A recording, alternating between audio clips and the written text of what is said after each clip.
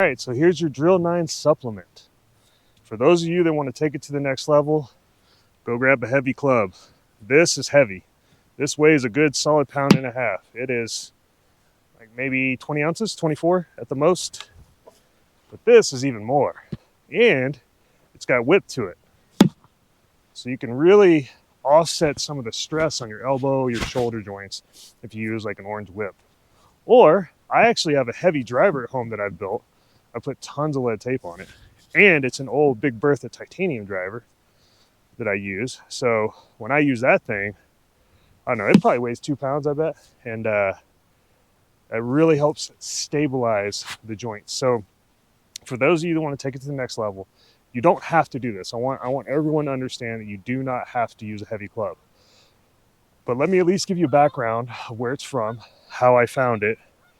The book that Chris Cheddar wrote about Hogan, Ben Hogan, the man I knew, she talks about Hogan being a huge advocate for heavy club work.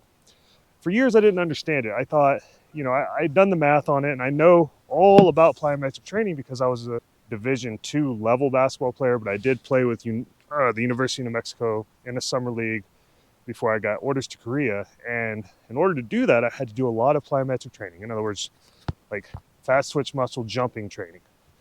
I got to a point now, guys, I'm not that tall. I was dunking a basketball. Now, it wasn't pretty. I wasn't putting it down like, Kobe or Anthony Edwards or anything like that, but I could dunk. My height, my short little arms, that was an accomplishment. I had probably at least a 42-inch vertical at my highest point, maybe 44 on a good day.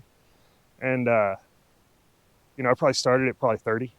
So in my experience, I thought, man, plyometric training is all about fast twitch muscles. So you don't want heavy. You don't want any heaviness. You want it to all be speed. But what I learned through that process was that when I tried the Hogan method of using a heavy club, and through that process, was that the mass of the club taught my big muscles how to stabilize so that I could use my little muscles to add the speed. In other words, my big muscles, my type 1s, my strength muscles, the ones that use to lift things, the big, heavy, big boy muscles, they needed to be stable in order for me to use my fast twitch muscles, such as my forearm muscles, right? That create our feeling of greatness speed, right? So we're here, bam. For that to work, I needed stability. So that's where this comes in, our heavy club. But of course, I like using the super speed sticks. They're great. I think you should use something that's designed to be swung fast. These are heavy, but I can also swing them. I can move these. So, the same rules apply on Drill 9 with the speed work with our light stick as it does with the heavy stick.